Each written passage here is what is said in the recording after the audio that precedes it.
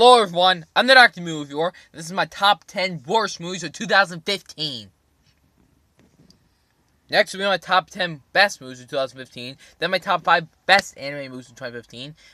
And like as usual, these are my personal picks. If you like any of the movies on the list, that's fine. As long as you don't be a complete douchebag about my opinion, I'm cool with it. Respect my opinion and I'll respect yours. Now, I know what you're thinking. I cannot wait to see that Eversion series Insurgent on the list. Oh, that movie sucks so bad. Not happening. If you were expecting that, you might as well just leave right now. You're going to be very disappointed. It won't even be in the dishonorable mentions list. I consider that movie just mediocre. Anyway, for the movies that made the list, here we go. Number 10, Alvin and the Chipmunks Road Trip. Forced sequel. I thought the third one would be the last one, but apparently they were like, oh, no, let's make a fourth one. We'll make extra money for us, and this time we won't give a shit. We will just make this shitty movie and say it's for kids, and just kids will spend it. It'll be a box office success. Yeah, unfortunately it was a box office success, though they lost really bad to Star Wars Force Awakens, which is, hey, good. But this movie, the Chipmunks are just fucking annoying, as usual.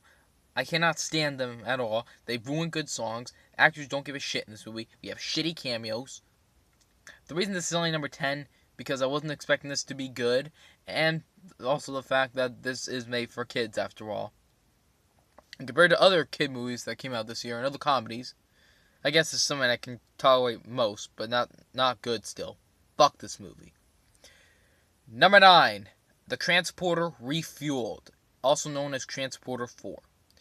Jason Statham's not in this movie. Like I said, Road Trip was completely forced, but Transporter 4 was also really forced, refueled. It has shitty action scenes. Their action scenes are just boring. Shitty acting. The script is poorly written in this movie. I bet you they're probably like, hey, Transporter is really popular. Maybe we can get Jason Statham to see if he wants to be in Transporter 4. Only, we're not going to call it Transformer Porter. We're going to make it something completely different. Hey, Jason Statham, would you like to be in Transporter 4? Another one? Nah, I'm good. It's getting old, and it'll most likely suck this time. Hey, you! I don't know who you are. You're probably just a random stranger. Would you like to be in Transporter 4? Will we make a lot of money? Yeah. Alright, awesome, great. This is nothing like Transporter 4, but we're going to call it Transporter 4. Genius! Number 8, Pixels. Another Adam Sandler flop. Unfunny jokes. Kevin James being the president isn't even the worst part about the movie. The worst part about the movie is that Adam Sandler insults retro games in this movie. I have to assume he was like, oh, I hate retro games with a fucking passion. I want to insult retro games.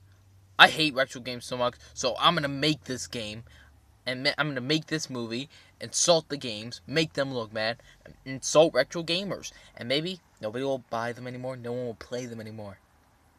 And plus we'll say, fuck you to all retro gamers out there. Either that or he's never actually played any retro games. Number 7, The Boy Next Door. Why does Jennifer Lopez keep getting hired? Why does she keep getting hired in movies? She doesn't care about the audience at all. Instead, it's all about her getting a 5-star hotel room for doing shitty performances, which proves that she doesn't care. She doesn't try her best at all. It's all just about that 5-star hotel room. But anyway, her character in this movie is fucking annoying. Ryan Guzman as the villain, yes, that's his name. He sucks in the movie. The character is unlikable as well. He's just more like a creep than an actual smart stalker. And not threatening at all. And the son in the movie, nothing special. Just boring. And the scenes in the movie are boring as well. At one point I was like, please, let's make something happen. Let's make something actually thrilling happen. But it doesn't happen at all. Ay, ay, ay. Number 6, Paul Blart Mall Cop 2. Another forced sequel for children. This one is far worse than Alvin and the Chipmunks Road Trip. Actually, I shouldn't say far. They're like 41-59% worse. And Paul Blart Mall Cop 2 is worse than that movie. This one, Paul Blart is such an unlikable douchebag in this movie. The first one, he was unfunny, but at least he got to show that he loves his daughter. This one, he does not love his daughter at all. And he's even worse in this movie. He's even more annoying. Jokes are even more annoying. The villains, they're clowns. I know this is a comedy movie, a kid comedy movie. You can't make it too violent. But they could have been they could have put a connection for the villains instead. Like, make them emotional, have a reason for wanting to steal the art. But nope, they have no fucking reason. It's just about money, money, money. Money. Like I said, this is a punishment for children. This will be a punishment just because they argued with their parents, or they didn't clean their room, or they failed their test.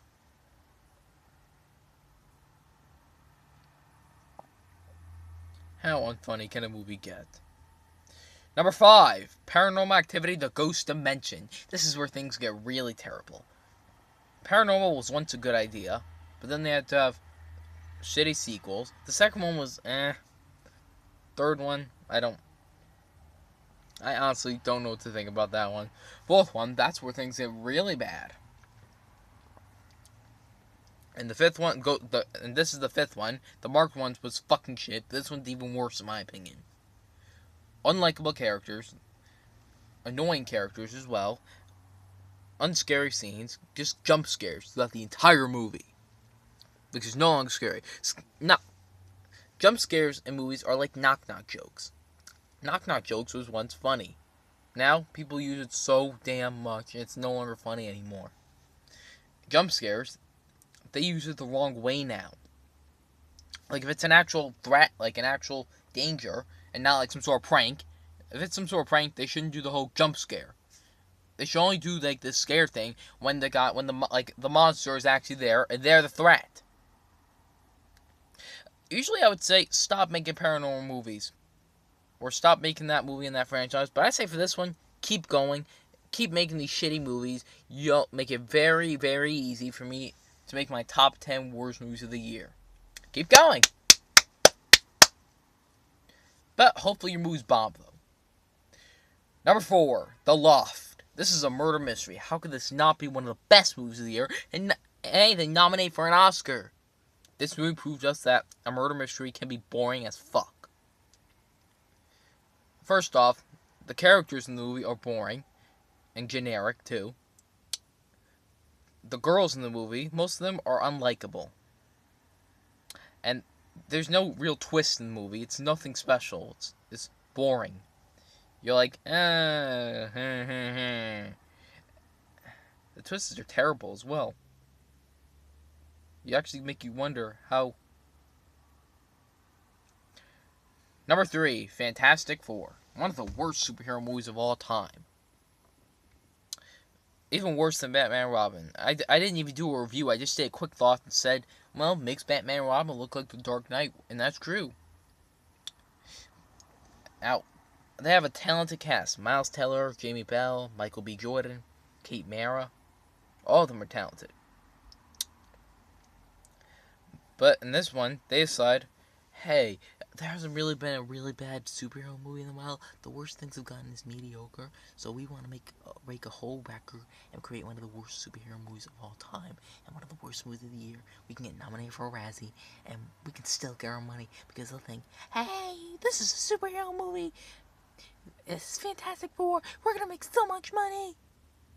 Yeah! Yeah! No! Miles Teller was probably thinking this movie, hey, well, I was in Whiplash. I can be in anything now. Luckily, Michael B. Jordan has Creed to fall back on. Don't be in movies like this, guys. And as for Fantastic Four having a good movie, well, I guess we'll have to wait a lot longer now. They're not ready to have a Fantastic Four movie yet. And their plan of making success, that barely happened. They barely beat out their total. Number 2, 50 Shades of Grey. A lot of people thought this was going to be my number 1, but I actually saw a movie a few weeks ago that was worse. But 50 Shades of Grey, let's dive into this. This is worse than Twilight. Shitty acting. The actors and actresses, the actor and the actress, Jamie Jordan and Dakota Johnson, they look like they don't even get along. They look like, it sounds like they're like, oh, I have to work with this douchebag. I hate him so much. He can go fuck himself. But then the director told them, you're going to have to work together if you want the money. So they decide, however. And that's why they look like they don't have a good relationship in the movie. The relationship doesn't feel real. Plus, there's a lot of unlikable characters. The script is poorly written. It's based off of the shitty books. It's based off of a fan fiction of Twilight. And because of this, we now have an unwanted sequel. We now have 50 Shades of... Yeah, I don't know what the sequel's called, but we have an unwanted spoof. 50 Shades of Dark. This could be like Vampire Sucks. This is also one of the worst movies I've ever seen in my life. And I'll admit, it was a little bit difficult choosing between number 1 and number 2.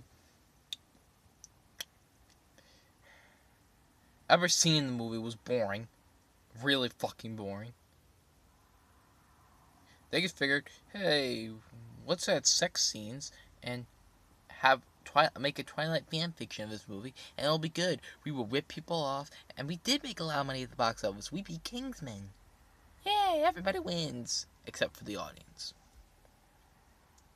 Before I get to number 1, a few dishonorable mentions. Strange Magic, Jupiter Ascending, Pan, Taken 3, Sinister 2, and the last dishonorable mention, actually no, a few more. Point Break,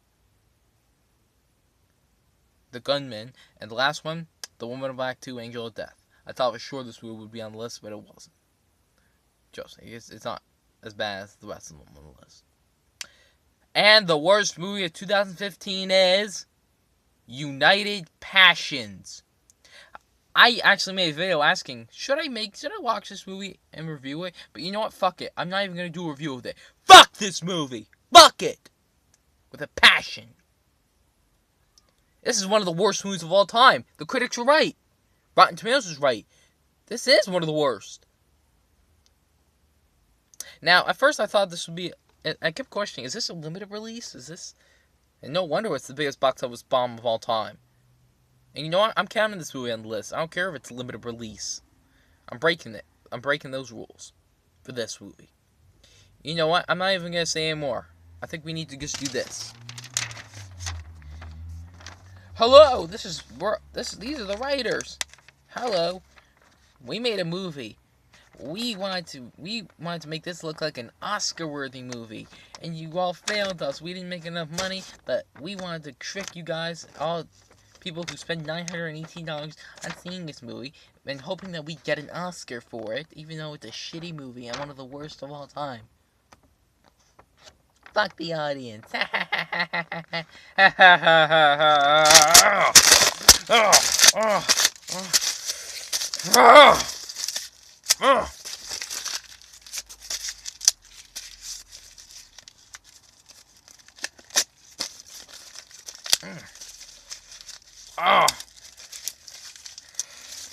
Wasting my fucking time.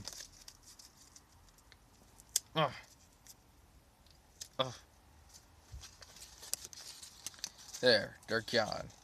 No, we're still alive. Oh, you're still alive?